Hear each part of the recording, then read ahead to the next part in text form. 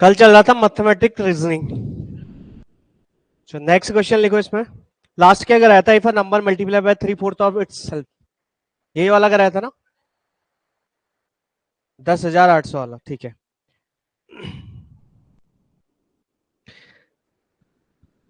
The difference of ages of Rohit and Akshar is 12 year. Rohit और अक्षर के कुछ भी लिख लो, उसको थोड़ी इंपॉर्टेंट है। अक्षर के उम्र का अंतर 12 ईयर है।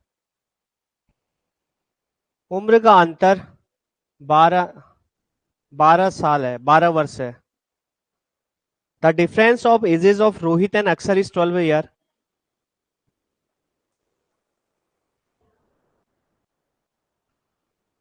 उनका अनुपात 3:5 हो, रेशियो 3:5 हो, तो अक्षर की एज बताओ, अक्षर की उम्र बताओ।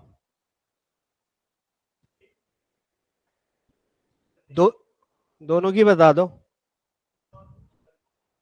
36 और नहीं भाई। The difference of ages of Rohit and Akshar is 12 year. The ratio of their ages is 3:5। The age of Akshar. हाँ, ऑप्शन के बेसिस पे काउंट करोगे क्या? ऑप्शन तो मैं ऐसे दे दूंगा, ये सब काउंट मैच हो रहे होंगे फिर। है क्या? जो एजेस दे रखा है रोहित और उसका होगा कितना? 27।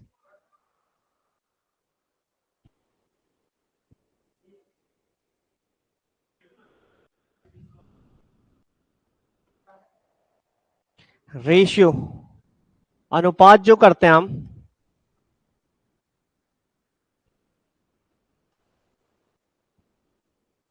ठीक है, नॉर्मली ऐसे दिखाते हैं एक्स, ये सभी को पता है ना। अनुपात अपॉन होता है अनुपात।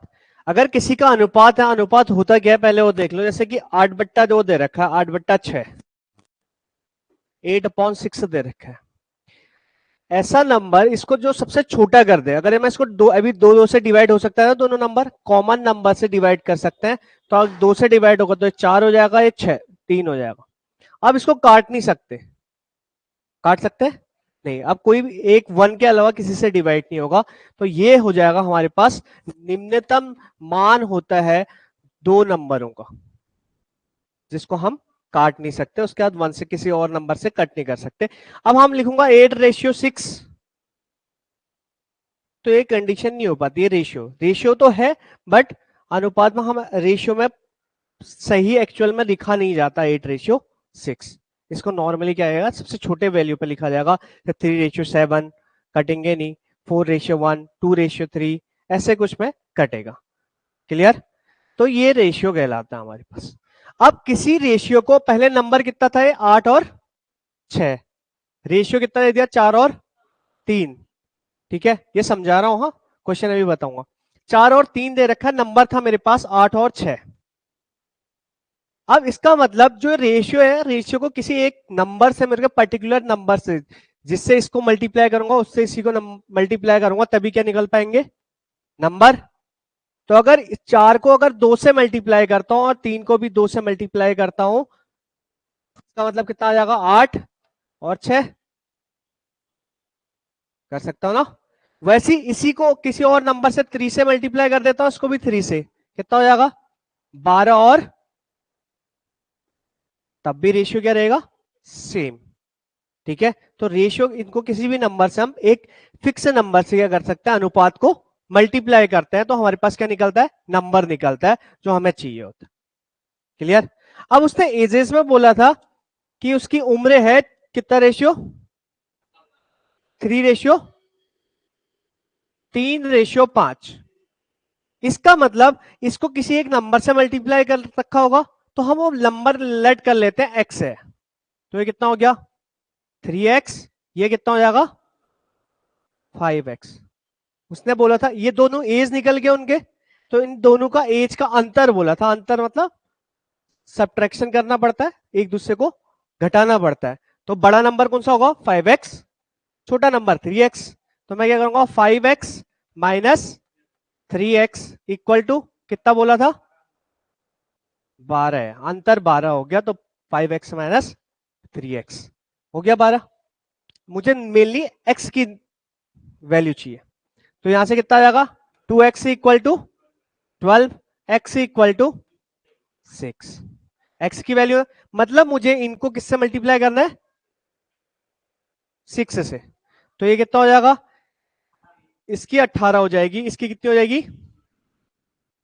30 ही है। अब उसने अक्सर की बात बाद में की थी, तो ये कौन सा हो जाएगा? अक्सर की एज हो जाएगी। समझ में आया? पक्का? अब बताओ किसको समझ में नहीं आया, मैं बताता हूं। और जो हमने x की वैल्यू किसी एक पर्टिकुलर नंबर हमने माना था कि कोई नंबर है x जो इन दोनों नंबर को मल्टीप्लाई करके नंबर निकालेगा, जैसे अभी मैंने बताया नंबर निकलता है। ठीक है, तो हमने नंबर निकालने के लिए x है, इसका मतलब मुझे x की वैल्यू चाहिए। तो x की वैल्यू कितनी आ गई? 6। इसका मतलब मैं इन दो रेशियो को नंबर मल्टीप्लाई करूंगा 6 से, तो मेरे पास उनकी फिक्स वैल्यू निकल जाएगी। तो 3 गुणा 6 करोगे तो ये निकलेगा एक नंबर, और ये करेंगे 5 गुणा 6। अब पहले उसने किया था रोहित की बात, बाद में की थी अक्षर की बात। तो ये रेशियो भी पहले किसका है? रोहित का है, बाद का अक्षर का है। ठीक है, तो ये रोहित की एज हो जाएगी 18 और अक्षर की एज हो जाएगी 30। ठीक है, किसी को दिक्कत है तो बताओ अभी।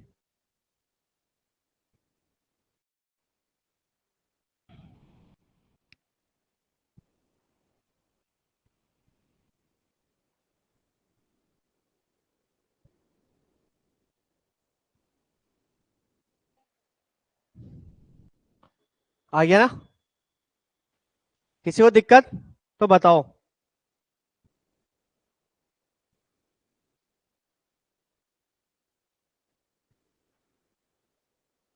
नेक्स्ट करें, क्वेश्चन लिख लो। किसी चिड़ियाघर में किसी चिड़ियाघर में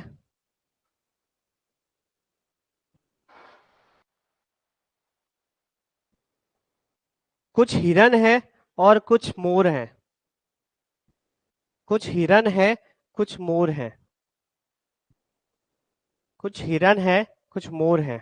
there are deer and peacock in the zoo. By counting heads they are 80।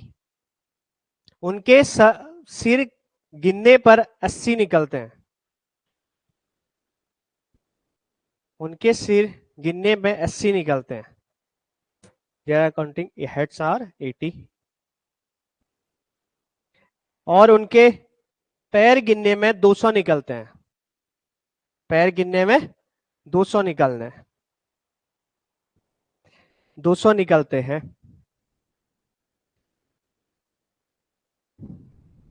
तो बताओ कितने पिकॉक कितने मोर होंगे? कितने है? फॉर्म फॉर्मूला क्या होता है यार? ये फॉर्मूले के चक्कर में तो गड़बड़ हो रखी है सब। है? मोर 60 होंगे और पिकॉक की 60।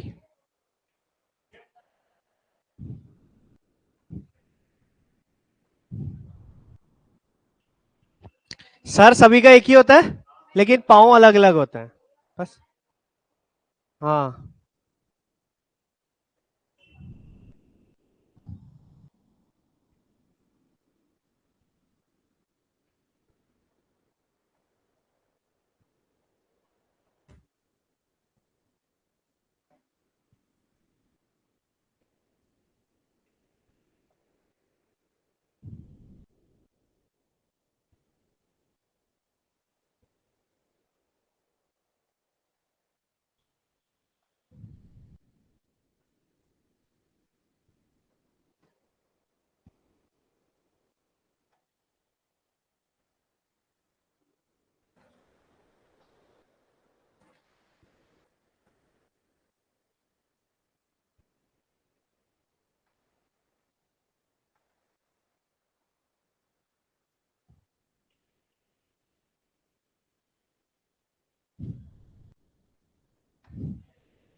यही होता है शायद। बस फिर बताओ फिर आंसर। एक एक सर होता है, चार पैर होते हैं, दो पैर होते हैं।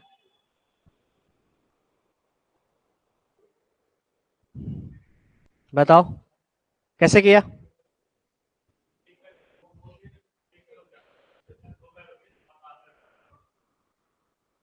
बताओ, एक एक दो।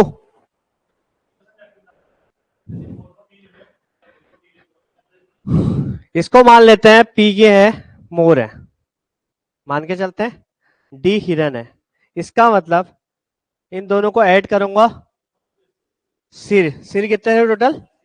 80। थे एक एक सर था तो मान लें कुछ ये हैं कुछ ये हैं, तो इन दोनों का सम कितना आ गया? 80। अब जितने मोर होंगे उसका दुगने उसके पैर होंगे। जैसे दो मोर होंगे तो पैर कितने निकलेंगे? मुर्गी देखी होगी, मुर्गी के लेग पीस तो खाए होंगे बहुत सारे लोगों ने। तो दो होंगे, एक में लेग पीस दो हो गए तो कितने हो जाएंगे? चार।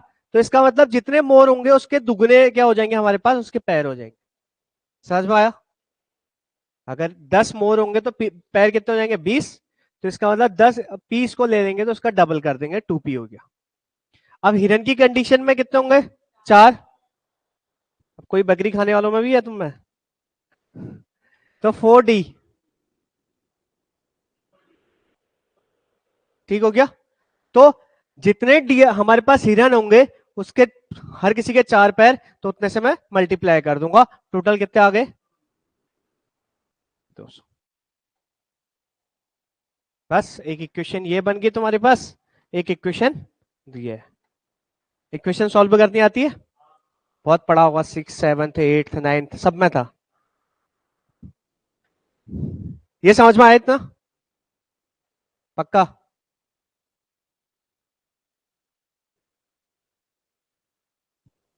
तो आया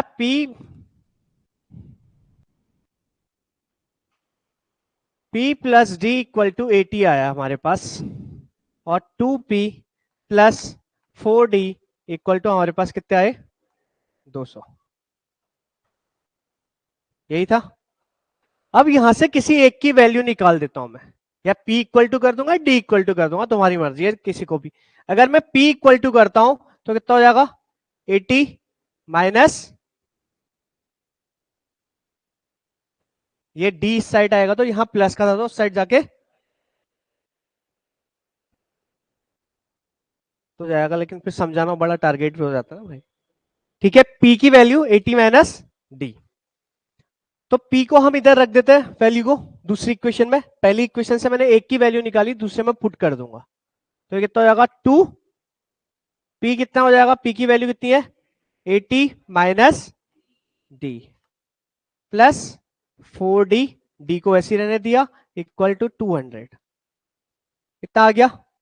ये जो p निकला था मैंने उठा के इसकी वैल्यू इधर पुट कर दी। तो ये हो जाएगा मेरे पास, 2 से गुणा करूंगा तो 160 minus 2d plus 4d equal to 200। ठीक है, माइनस 2d प्लस 4d कितना बचेगा? 4d में से 2d गया तो बचेगा 2d। तो 160 प्लस 2d इक्वल टू 200। 200 ठीक है। अब d की वैल्यू निकालनी है, d को यहीं रहने दो, 160 को मैं उस साइड भेज सकता हूं। तो कितना हो जाएगा? 2d equal to 200 minus 100। तो 200 में से 160 जाएगा तो बचेगा 40। अब इस दो को हटाना है तो डिवाइड कर दूंगा दोनों तरफ। कितने? 2 से। ये दो गुणा में है ना डी के साथ, तो इस साइड जाके डिवाइड हो जाता है, पड़ा होगा। तो ये 2 से 40 कितनी बार जाएगा? 20 बार। तो 20 मेरे पास क्या होंगे? हिरन होंगे। 20 अगर मेरे पास हिरन होंगे तो पिकॉक कितने बच जाएंगे? डियर आगे 20, और ये बच जाएंगे 80 माइनस 60। तो मेरे पास कितने बच गए? 60 मेरे पास क्या हो जाएंगे? मोर हो जाएंगे। अब बताओ किसको समझ में नहीं आया, ये नहीं समझ में आया फिर दूसरा भी बता देता हूँ।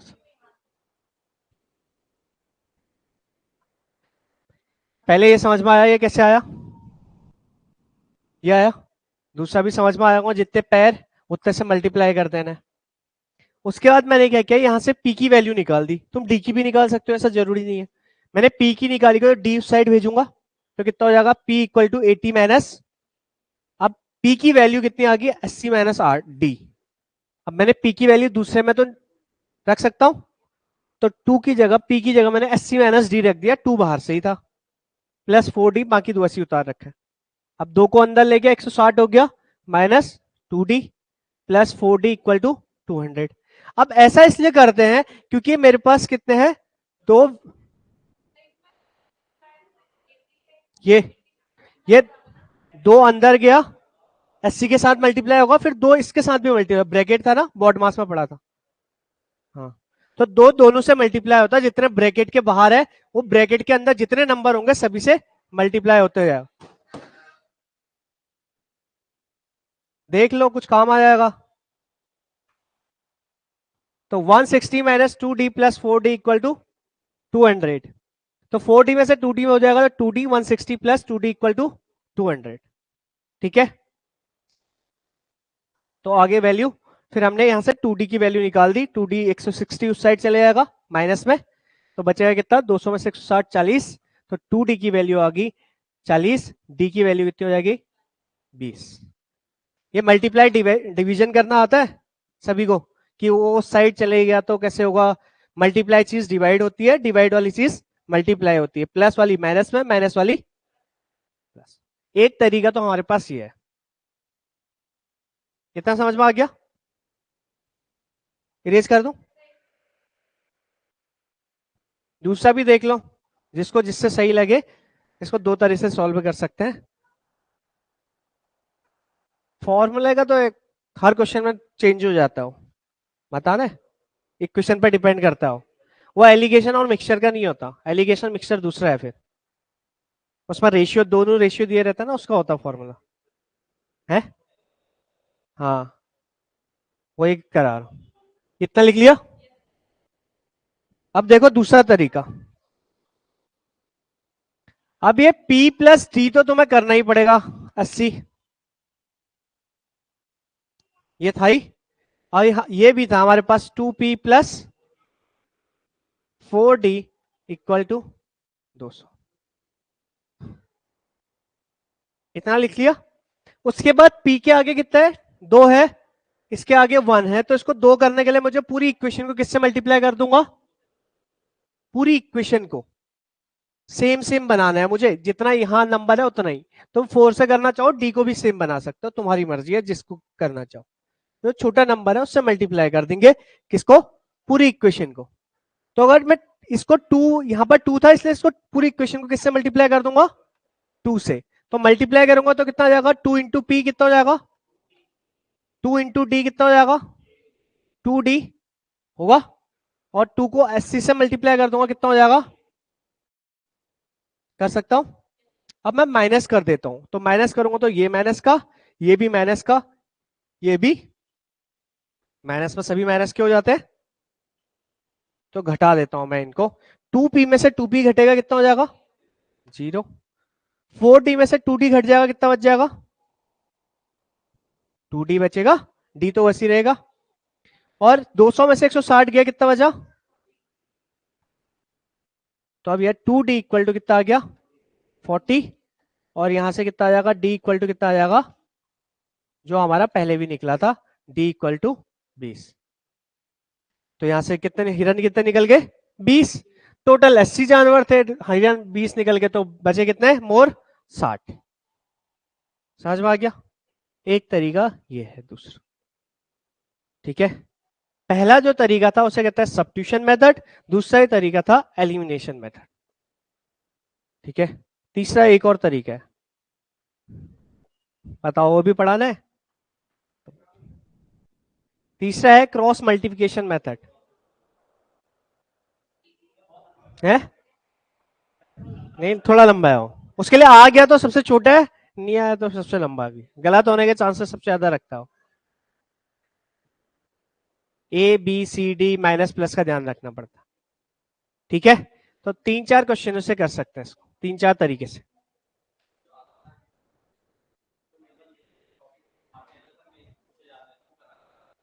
बिल्कुल वही चल रहा है।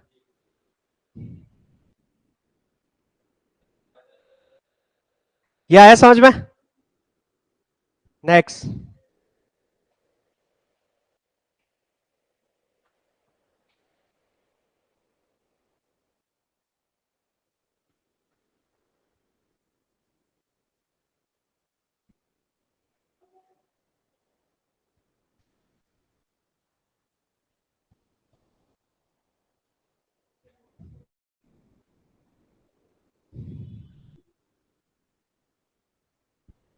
लिखो नेक्स्ट। डेविड ने डेविड ने 78 को 78 को आधे से भाग किया। डेविड ने 78 नंबर 78 को आधे से भाग किया। भाग मतलब डिवाइड किया, और उसमें 11 जोड़ा।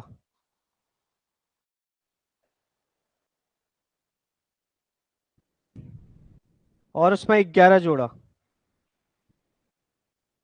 तो उसके पास कौन सा नंबर आएगा? तो उसके पास कौन सा नंबर आएगा? कितना आ रहा है? हम्म?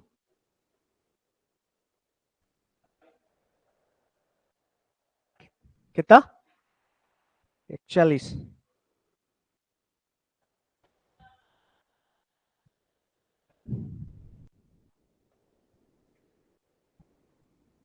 कितना आया? उसने बोला डेविड ने 78 78 को क्या किया? आधे से भाग किया। आधा कितना होता है? 1/, तो 1/2 से भाग कर देगा वो। उसने 2 से भाग किया तो लिखा नहीं था, उसने बोला था आधे से भाग किया। आधा कितना होता है? 1/2। 1/2 से भाग कर देगा, और उसमें कितना जोड़ दिया बोल रहा है? 11 होगा। आप जब इसको लेते हैं तो तुमने पढ़ा होगा ए के अपॉन में अगर बी है और सी के अपॉन में डी है, ये पढ़ा है? तो डी किसके साथ जाता है और बी किसके साथ जाता है? ठीक है, मल्टीप्लाई हो जाता है। तो ये कहां जाएगा? 78 के अपॉन में कितना है मान के चलेंगे, तो ये 2 किसके साथ चले जाएगा? 78 के साथ। 78 गुणा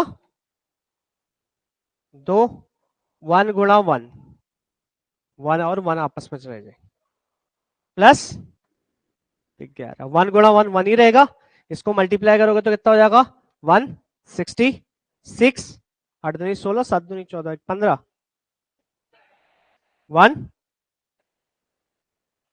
प्लस 156 है ना, प्लस 11 कितना हो जाएगा? 167। ठीक है, बहुत सिंपल सा क्वेश्चन था।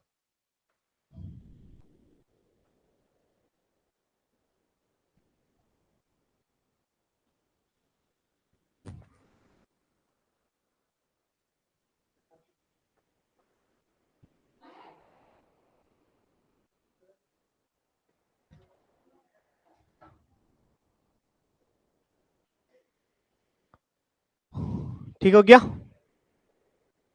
ये आया समझ में? ये आया समझ में?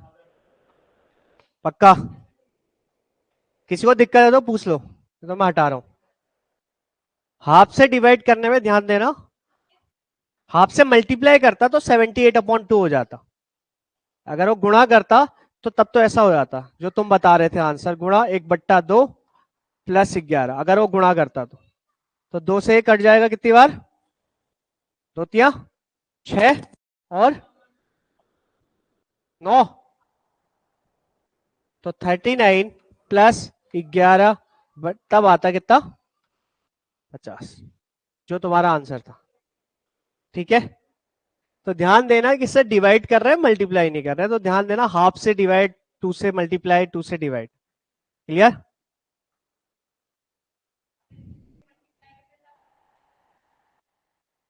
टू से डिवाइड करते तब आता, या 1/2 से मल्टीप्लाई करते तब आता। नेक्स्ट चैप्टर लिखो, लॉजिकल वेन डायग्राम, वेन आरेख, तार्किक वेन आरेख, तार्किक वेन आरेख। हाँ,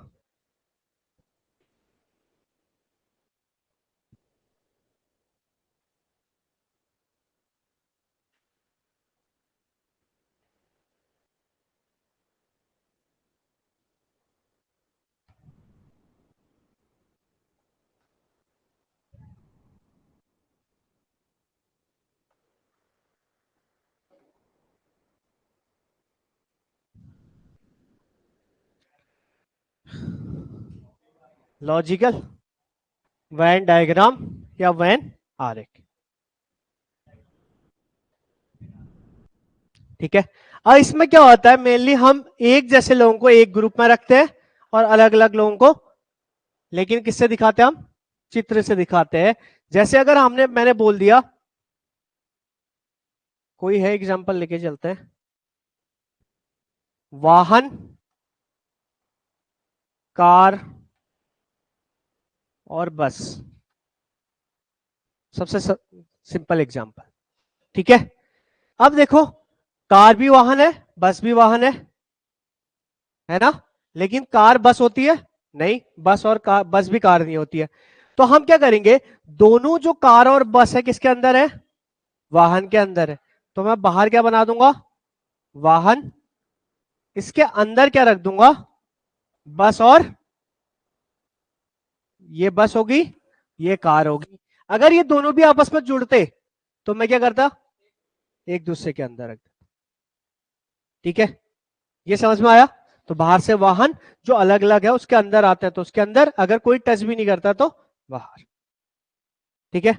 जैसे एक और देखते हैं, जैसे देश है हमारा भारत, मान के चलता है भारत, अगर वो बोलता है भारत, उसमें बोलता है उत्तराखंड, उसमें बोल देता है हल्द्वानी।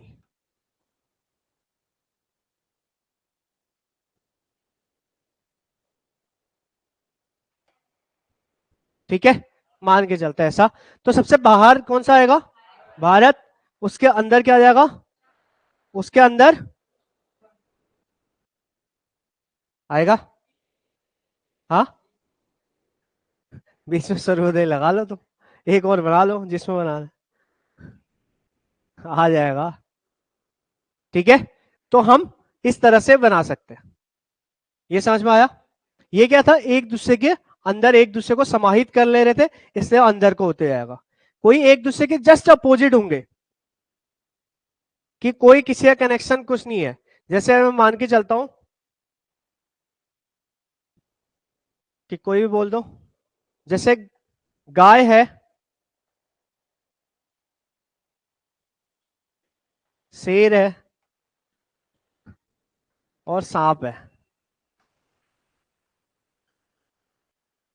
ठीक है। अब इनका तो आपस में कोई कनेक्शन नहीं है, ना गाय का शेर के साथ, शेर का सांप के साथ, ऐसा कोई कनेक्शन नहीं है। तो हम क्या बना देंगे, गाय को भी अलग, शेर को भी अलग, किसी का कोई कनेक्शन। ठीक। अब किसी का कोई कनेक्शन होगा तो हम उनको उनको एक दूसरे के साथ मर्ज करते हैं। तो एक क्वेश्चन इसके भी आता है। ये समझ में आ गया करना क्या है? चलो, तो कुछ क्वेश्चन करते हैं फिर अब इससे। जैसे अस्पताल, नर्स, पेशेंट, मरीज, नर्स और अस्पताल। अस्पताल, मरीज और नर्स। हाँ, ये बना दिया। ये क्या हो जाएगा? हॉस्पिटल। हॉस्पिटल के अंदर दो के दो रहते हैं, लेकिन उन दोनों का कोई कनेक्शन नहीं है। अगर कनेक्शन तुम मानते हो, कोई नर्स बीमार हो जाएगी तो फिर वो नर्स नहीं रह जाएगी, वो पेशेंट हो जाएगा। ठीक है, क्लियर कर लेना। कुछ नर्स पेशेंट भी हैं वाला मत कर देना। ठीक है, ये समझ में आया? ठीक है। एक है एजुकेटेड, शिक्षित, शिक्षक, शिक्षक, एजुकेटेड टीचर मतलब शिक्षक, और तीसरा है लॉयर, वकील। वकील, शिक्षक, शिक्षित।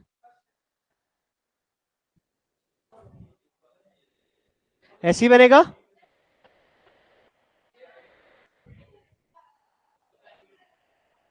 क्या आएगा? सब तीन के तीन अलग अलग।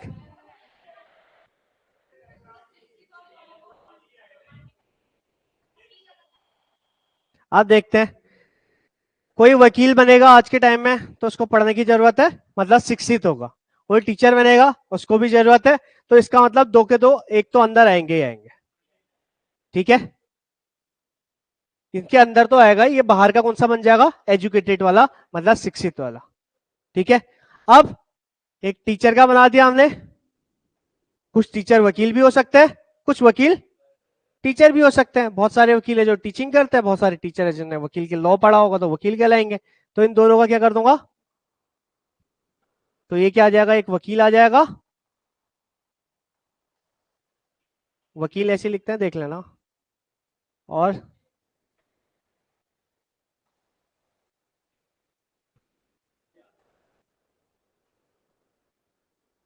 शिक्षक। ठीक है, समझ में आया या नहीं आया? नहीं आया?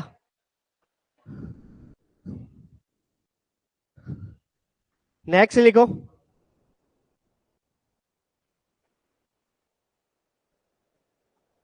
मानव, इंसान मतलब। इंजीनियर, हाँ वो तो अंदर ही आ जाएगा।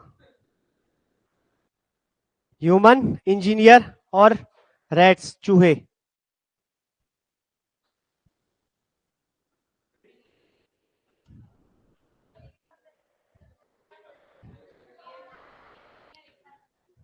चूहा और इंजीनियर एक साथ। मानव है, उसके अंदर इंजीनियर बनेगा, चूहा अलग बन जाए। तो ये रैट है,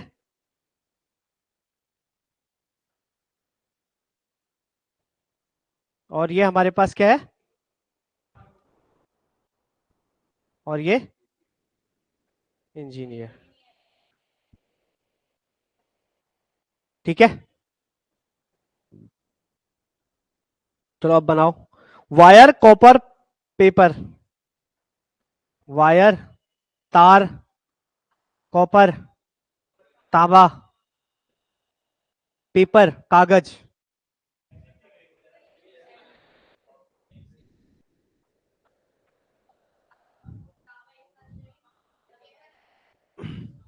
दुनिया में जितने तार है सब कॉपर से बनते हैं। कब? मेरे यहाँ तो तार बहुत सारे हैं जो कॉपर से नहीं है। तो कुछ तार बनेंगे जो कॉपर से होंगे। होंगे, जरूरी थोड़ी है सब कॉपर दुनिया में तार ही बनते हैं, बस कॉपर से और कुछ भी बना सकते हैं हम। तो इसका मतलब कॉपर और तार क्या हो जाएंगे? ये हो जाएगा कॉपर। और फिर दूसरा क्या था? पेपर। कागज तो अलग हो जाएगा, कागज से ना तार बना सकते हैं ना कॉपर से कागज बना सकते। ठीक है,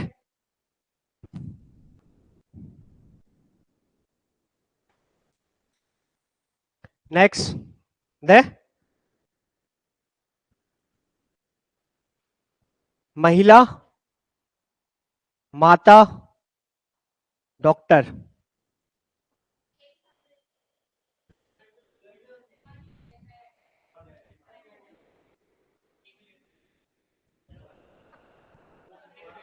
ऐसे?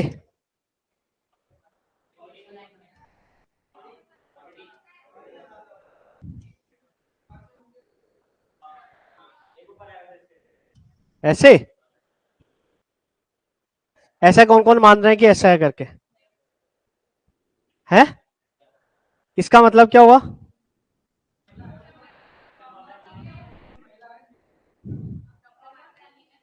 कुछ महिलाएं हैं।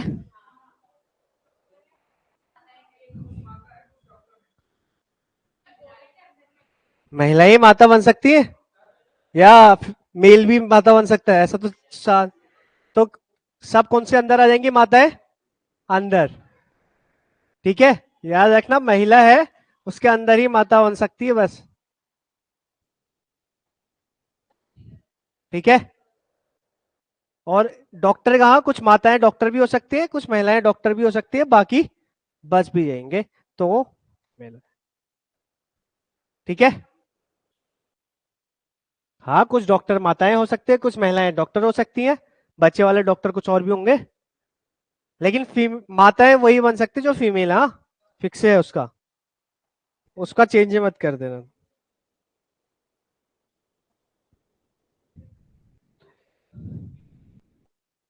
नेक्स्ट लिखो, डॉक्टर, डॉक्टर, एजुकेटेड शिक्षित, एम्प्लॉयड, एम्प्लॉयड, एम्प्लॉय मतलब कर्मचारी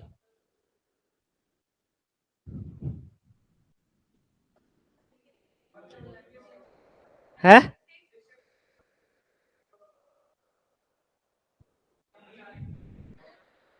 ये कौन आएगा?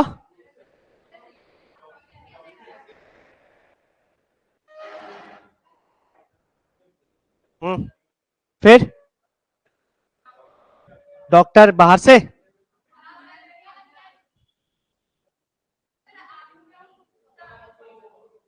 और फिर इसके अंदर आधा वो बना दूं, कर्मचारी।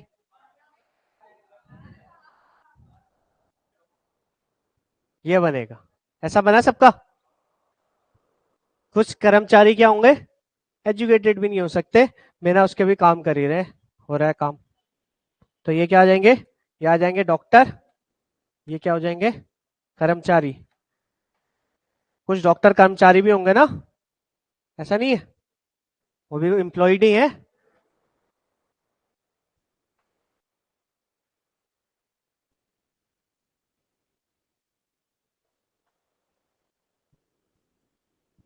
Next, male father children, male पुरुष,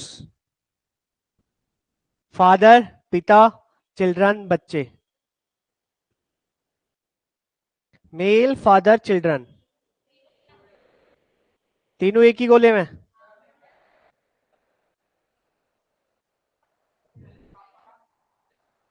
पहले पुरुष,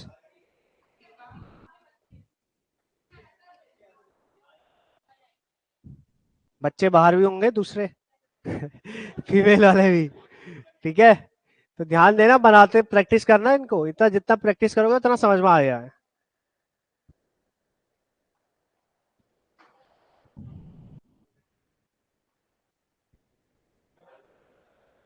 सेकंड मिनट घंटा, सेकंड मिनट घंटा आवर,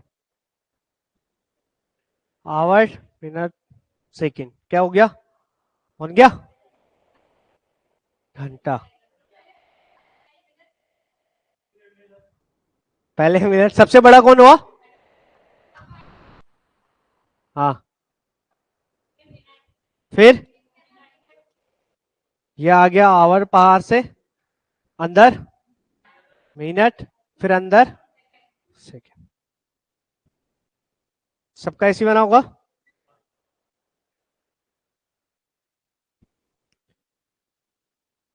डॉग, हाँ, डॉग्स पेट्स कैट्स,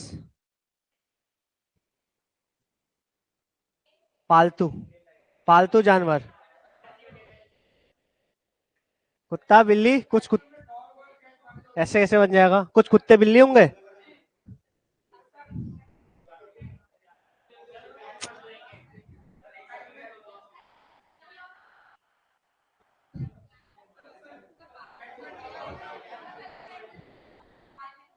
ये हो जाएगा पेट पालतू, इसमें बन जाएंगे कुछ डॉग,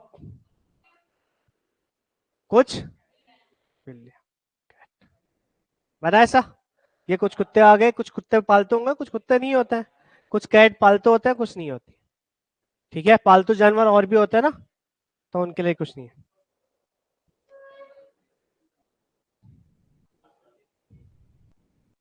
समझ में आ गया ना?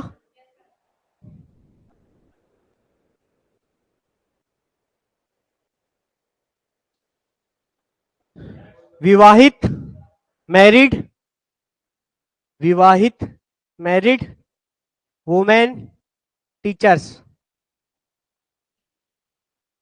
विवाहित, महिला और अध्यापक।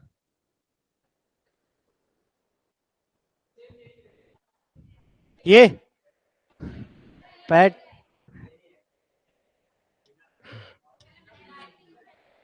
हाँ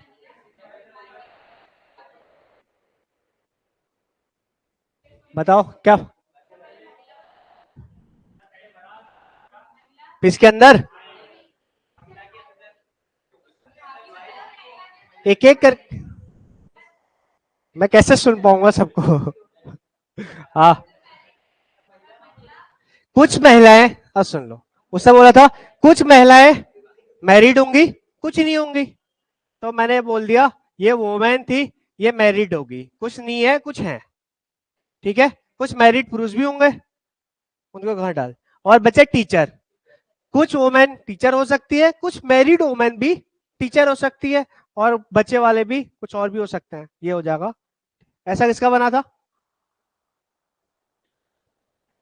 ये आया। प्रैक्टिस करना बेटा, अब लिख लो घर के लिए, और उसके बाद तो तुम करोगे नहीं खुद तो, फटाफट लिख लो जल्दी जल्दी से। नीचे से मैं सब दे दूंगा, 5-6 लिखा देता हूँ जो घर से करके लेके आना, ट्राई करना घर में। है वीक, डे, ईयर, हफ्ता, सप्ताह, दिन, साल, हफ्ता, दिन और वर्ष। मैमल्स, दूसरा लिख लो मैमल्स, काव, गाय, क्रो, कौवे। मैमल्स मतलब जो अंडा नहीं देते हैं वो वाले होते हैं, मैमल समझते हो ना, जो बच्चा पैदा करते हैं। हम्म। है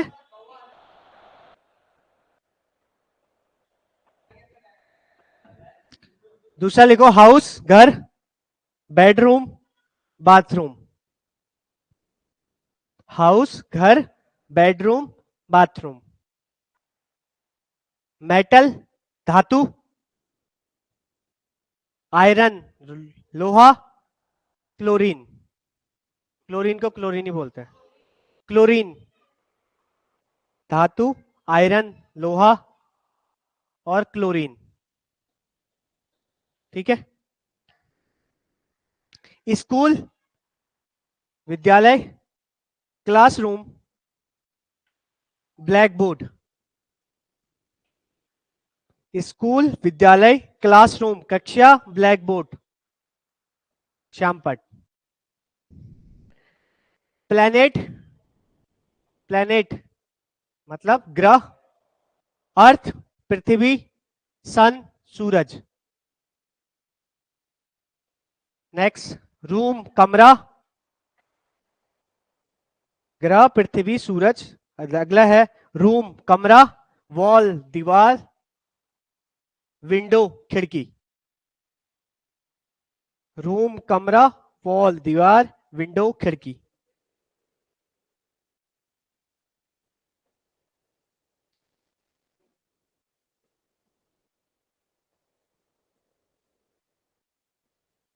कैबिनेट, कैबिनेट को कैबिनेट ही बोलते हैं। कैबिनेट कॉमा मिनिस्टर, मंत्री, कैबिनेट कॉमा मंत्री, कॉमा होम मिनिस्टर, गृह मंत्री।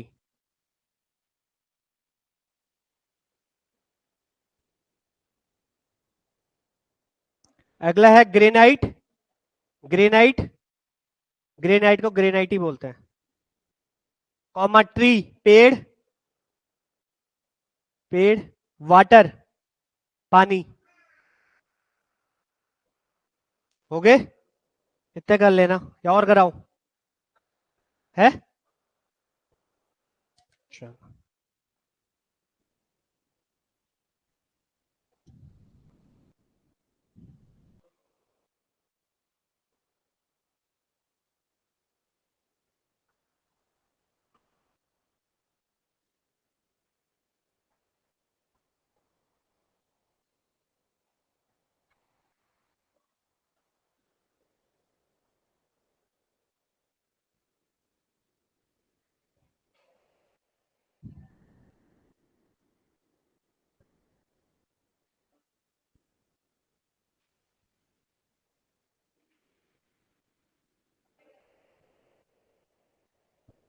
अब कुछ इस तरह से फिगर देखे होंगे तुमने क्वेश्चन में, बहुत सारे देखा है।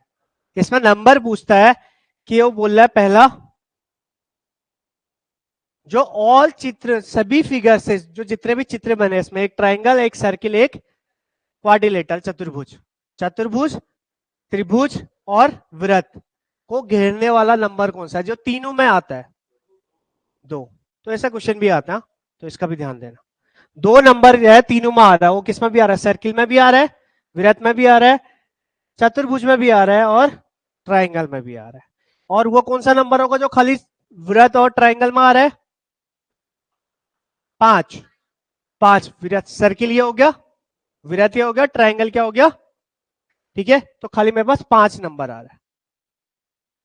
और जो एक 1 किस किस को रिप्रेजेंट कर रहा है? 1 1 सर्किल और चतुर्भुज को, या आयत जो भी बोले, ठीक है। तो 1 को, और 9 किसको रिप्रेजेंट कर रहा है? 8 किसको?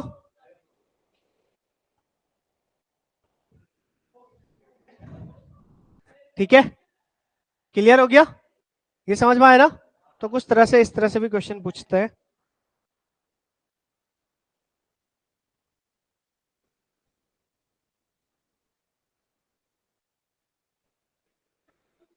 हाँ, नहीं नहीं, वो काउंटिंग द आएगा।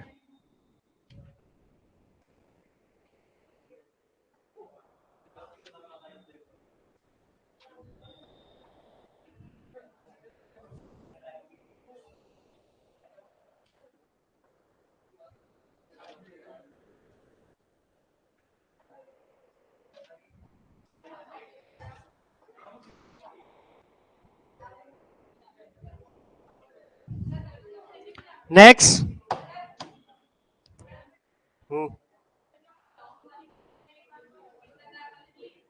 राउंड, हाँ बैठे हैं वाले अभी, ठीक है, लास्ट में बता दूंगा, ये पे होने वाले हैं कंप्लीट 20-21 चैप्टर हो। नेक्स्ट लिखो,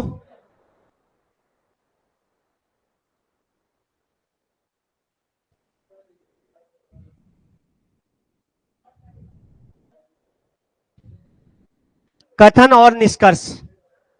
कथन और निष्कर्ष, कथन और निष्कर्ष, सिलोगिज्म, SYOOGIS।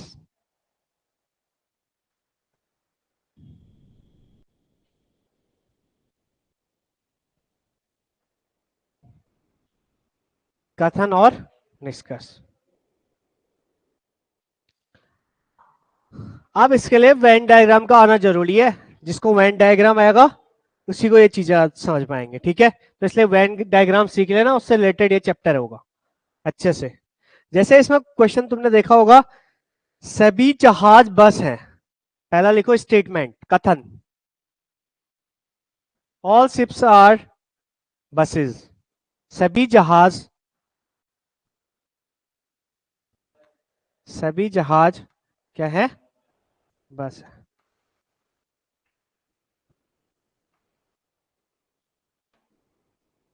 ठीक है, इसका वेन डायग्राम कैसे बनेगा? जहाज अंदर आएगा,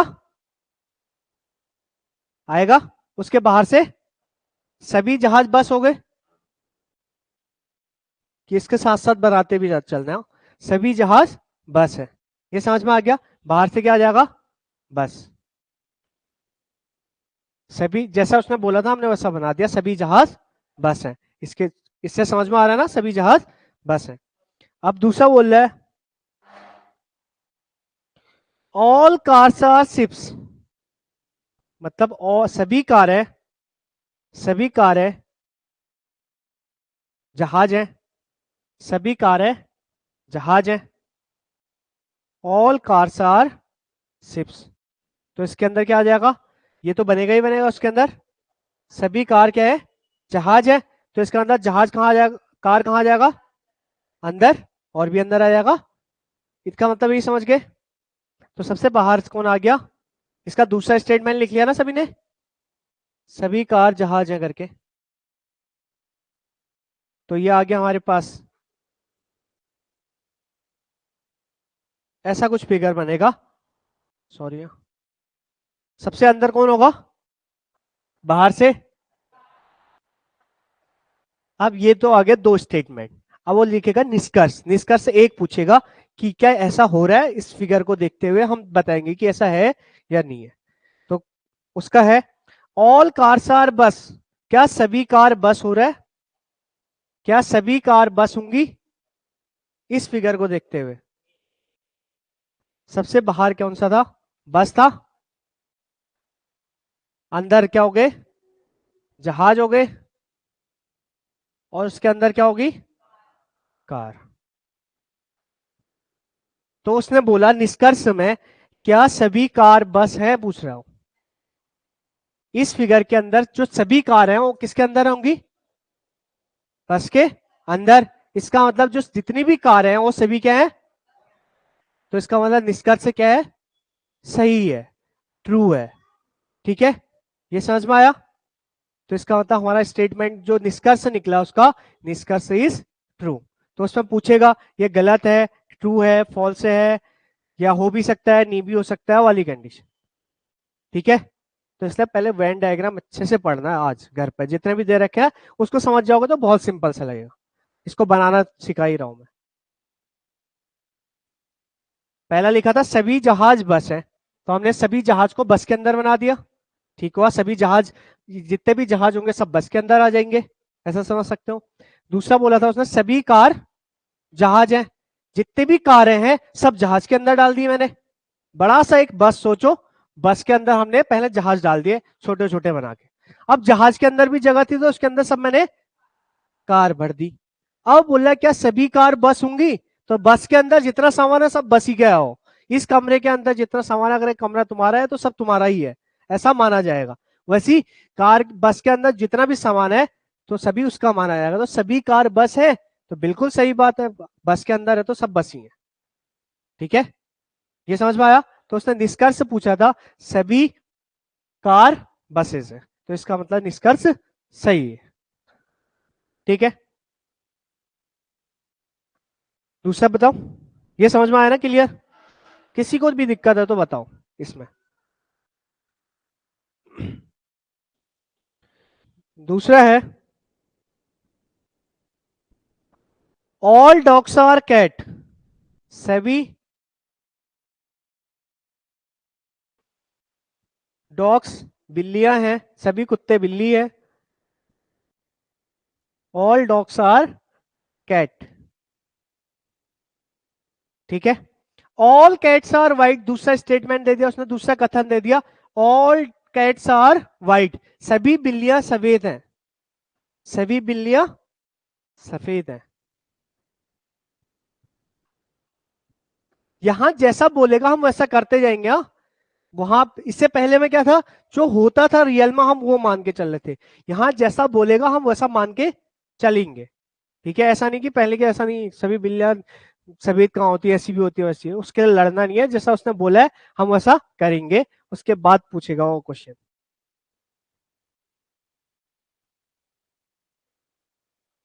तो सबसे पहले बनाए ऑल डॉग्स आर कैट, तो कैट कहां आ जाएगा? बाहर से। डॉग इसके अंदर। सभी बिल्लियां क्या है बोला है? सफेद है। तो व्हाइट कहां? सभी बिल्लियां इसके अंदर थी ना, तो सभी बिल्लियां क्या हो जाएंगी? सफेद या व्हाइट। समझ में आया? अब इस फिगर को देखते ही मैं बता सकता हूं सभी डॉग भी व्हाइट होंगी, सभी कैट भी व्हाइट होंगी, सभी डॉग कैट होंगे। सब कैट डॉग हो सकते हैं? नहीं, ये बच जाएगा जो बच जाएगा। स, सभी व्हाइट डॉग होंगी,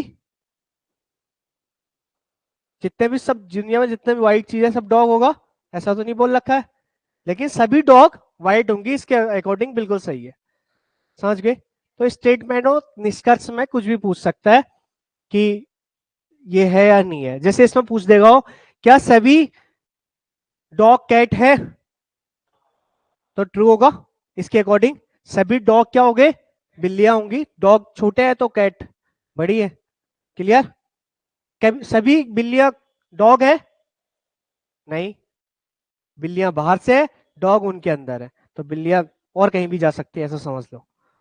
क्लियर? ये तो था जब बहुत ही सिंपल वाला मेथड था कि एक के अंदर एक, तो स्टेटमेंट बहुत सिंपल सी है। ठीक है।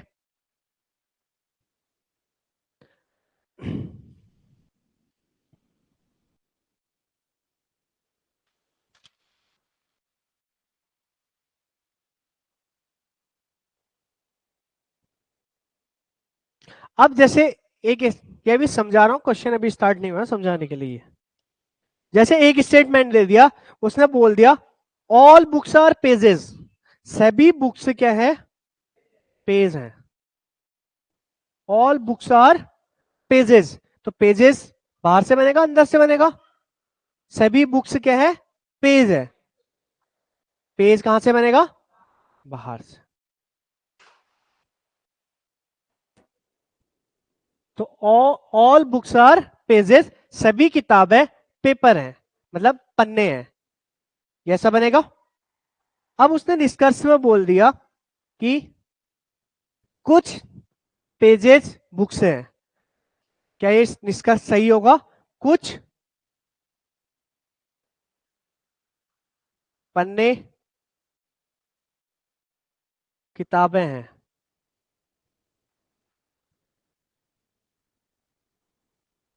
ये निष्कर्ष से बोल दिया। क्या ये सही है कि नहीं है? गलत क्यों? तुम्हें क्यों लगता है कि ये गलत होगा? हम्म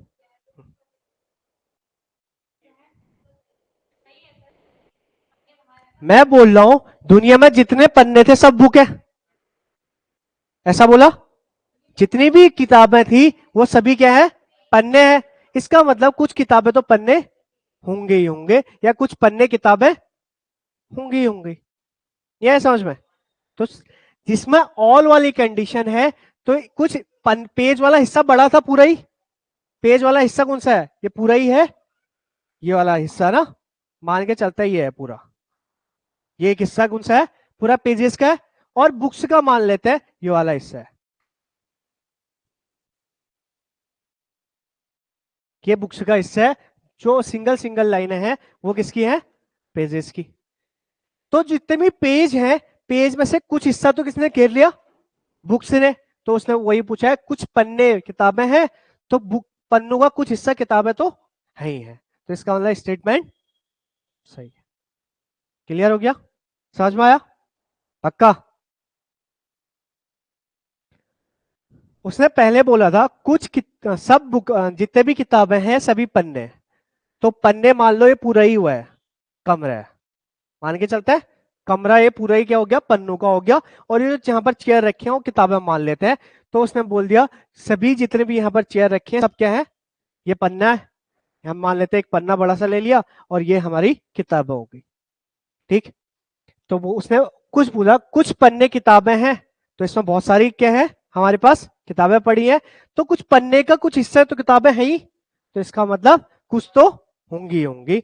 तो बाकी बचा वाला हिस्सा भी तो है, कुछ और हो सकती है, जैसे ये बेंच, जैसे हम लोग। क्लियर? तो जो बचा वाला होगा उसमें सम लगा सकता है, वो कुछ लगा सकता है। क्लियर?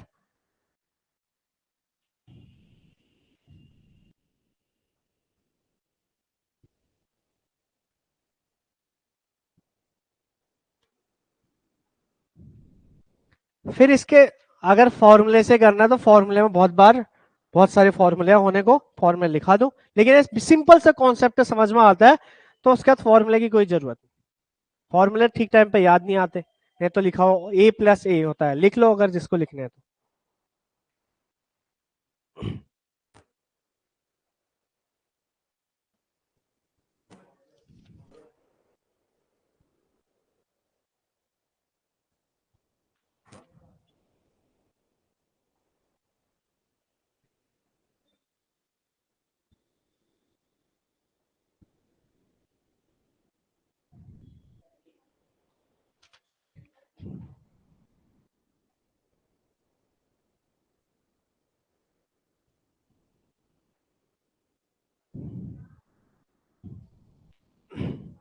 अब देखो थोड़ा लेवल बड़ा है, ये थोड़ा सिंपल वाला मैंने पहले ही बोल रखा था। आप लिखो, क्वेश्चन भी लिखते रहो साथ में। सम वॉल्स आर रोड, कुछ दीवारें रोड है, कुछ दीवारें रोड है, सड़क। ऑल रोड्स आर फ्लोर्स, सभी सड़कें फ्लोर हैं। फ्लोर बोले तो फर्श, धरातल बोलते हैं शायद, फ्लोर ही लिख लो, फ्लोर है।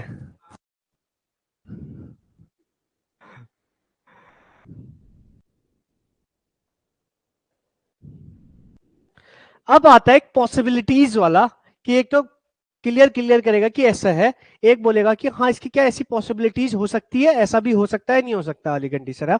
तो निष्कर्ष में लिखो, निष्कर्ष में दो इसके निष्कर्ष हैं। सभी रोड्स दीवालें हैं,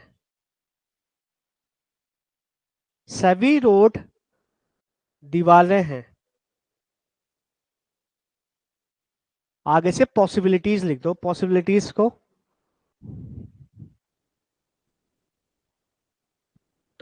पॉसिबिलिटी क्या बोलते हैं हिंदी में, पॉसिबिलिटी, पॉसिबिलिटीज को हिंदी में सम। हाँ, क्या इसकी संभावना है करके आगे से लिख दो, क्या इसकी संभावना है। निष्कर्ष ऐसे आएंगे, संभावना करके, या ब्रैकेट में लिखेगा पॉसिबिलिटीज या संभावना। हाँ, या संभावना है क्या। ठीक है, दूसरा कंक्लूजन है इसी का, ऑल वॉल्स बीइंग फ्लोर, सभी दीवारें फ्लोर है,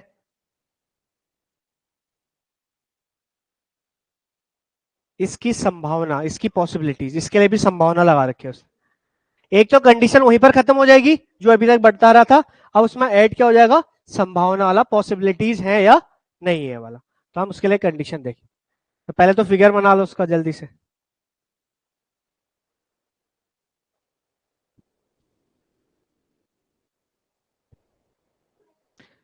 सम वॉल्स आर रोड्स, कुछ दीवारें, ये वॉल है, रोड है बोल रहा है, तो रोड ऐसी बनेगा, ये कुछ दीवारें क्या होगी, रोड हो गया। ये समझ को समझ में आया, कुछ दीवारें रोड है, क्लियर है। इससे पहला स्टेटमेंट यही बोला था, पहला कथन ये बोला था मैंने, कुछ दीवारें क्या बना दी, रोड, ये वाली दीवारें क्या होंगी, सब रोड होंगी। ठीक है, अगला स्टेटमेंट था ऑल रोड्स आर फ्लोर, ये जितनी भी रोड है ये क्या है बोल रहा है, फ्लोर है।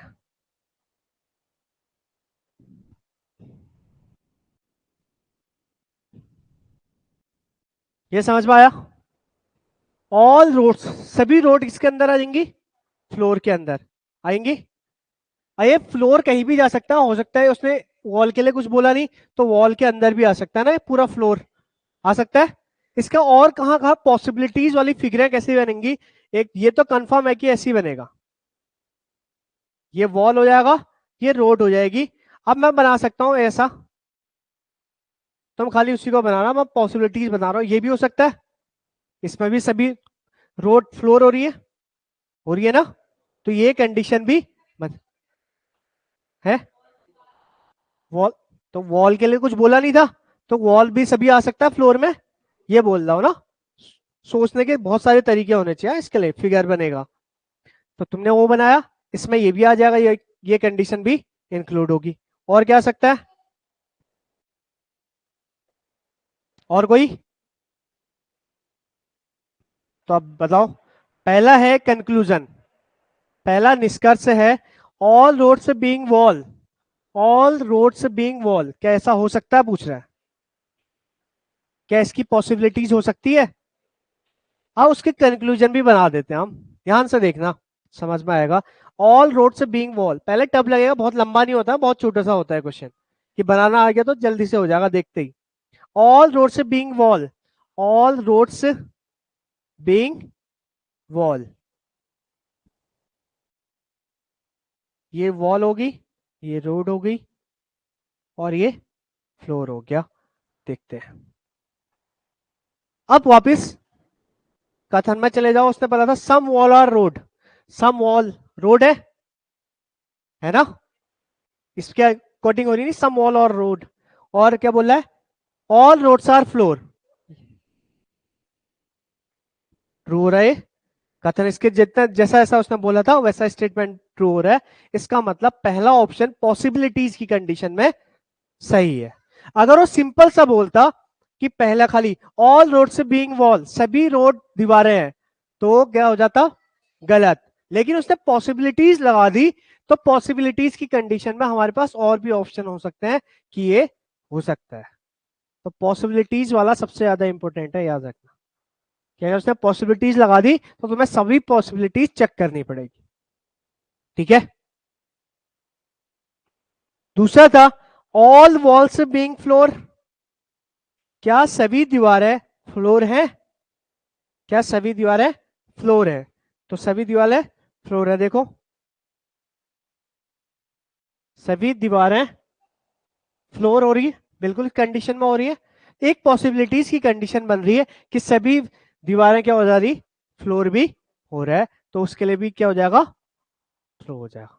तो दोनों कंडीशन में हमारे पास पॉसिबिलिटीज की कंडीशन में ये दोनों क्या आ रहे, ट्रू आ रहे।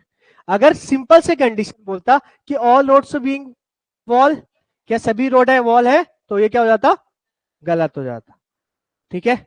और दूसरा भी गलत हो जाता, अगर पॉसिबिलिटीज नहीं रहती, संभावना नहीं होती, तो हमारे दो के दो कंक्लूजन क्या थे, गलत थे। क्लियर हो गया, ये समझ में आया, नहीं आया, कुछ तो आया होगा, 10% से सही बहुत है।